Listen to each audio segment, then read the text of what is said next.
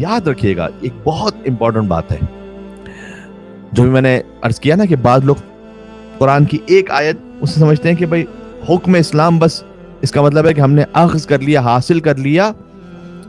فقط اس ایک آیت سے آپ حکم فقہی کو نہیں حاصل کر سکتے. کئی مرتبہ آپ اپنے عملی حکم کو فقط ایک آیت سے حاصل نہیں کر سکتے. دیکھیں قرآن کی تلاوت سے ہم زندگی گزارنے کے فنڈامنٹل ضرور سیکھتے ہیں، بنیادیں وہ ضرور حاصل کی دیں، بنیادی عقائد ہیں، پھر اس میں جو تاریخ ہے، اس میں اخلاقیات ہے، وہ ضرور حاصل کی دیں.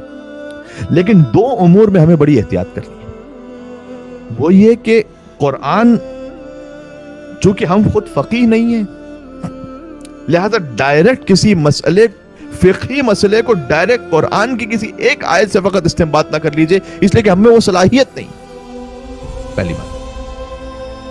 دوسرا، ظاہر سے ہٹ کر، یعنی قرآن کا جو عبارت کا ترجمہ ہے، آیت کا ترجمہ، وہ قرآن کے معنی ہے، اس سے ہدایت حاصل کیجیے.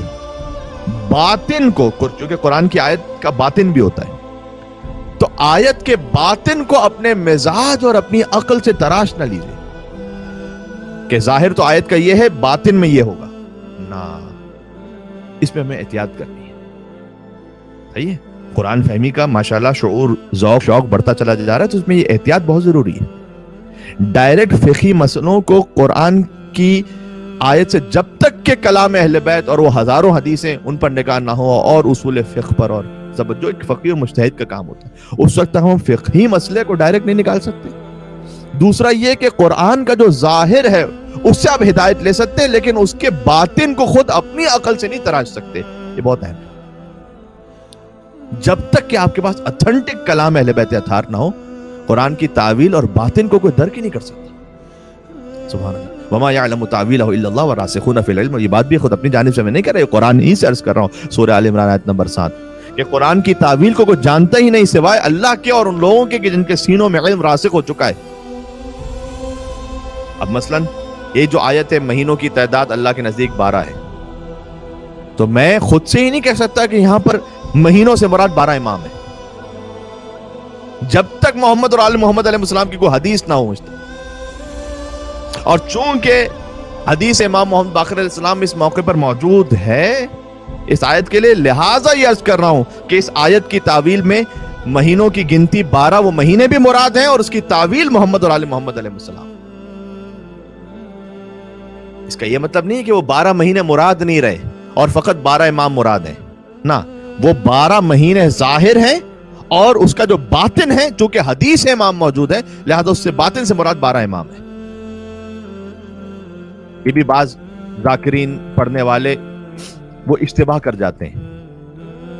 مثلا وہ باطن کی کسی حدیث کو لے کر کہتے ہیں کہ ظاہر تو ہے ہی نہیں. یہ بھی اشتباہ. مثلا مولا علی علیہ السلام نے مثلا اگر فرمایا کہ انا صلاۃ المؤمن، میں مومن کی نماز ہوں، تو اس کا یہ مطلب نہیں کہ جو واجب نماز ہے اس کی چھٹی ہو گئی، کیونکہ مولا نے کہا کہ مومن کی نماز تو میں ہوں. یہاں امام باطن کی طرف اشارہ کر رہے ہیں، یعنی وہ جو ظاہر ہے نماز کا وہ اپنے مقام پر باقی ہے. تو میں اسی طرح سے نیت کرنی ہے، اس سے پہلے وضو یا غسل کرنا ہے، طہارت کو حاصل کرنے نیت ہے، اس کے بعد قیام کرنا ہے، رکوع کرنا ہے، سجدہ کرنا ہے، وہ نماز کا ظاہر اپنے مقام پر ہے. جو مولا کہہ رہے انا صلاۃ المؤمن، میں نماز مومن کی نماز ہوں، یعنی نماز کی روح اور نماز کا باطن محبت علی بن ابی طالب علیہ السلام. نماز کا نہیں، ہر عبادت کی روح عشق علی بن ابی طالب. انا صلاۃ المؤمن، میں مومن کی نماز ہوں، میں مومن کے روزہ. کا مطلب یہ ہے، یعنی اگر علی کی محبت نہیں ہے تو کوئی قبول نہیں ہے، کچھ نہ روزہ قبول ہے، نہ کوئی تلاوت قرآن، نہ کوئی عبادت.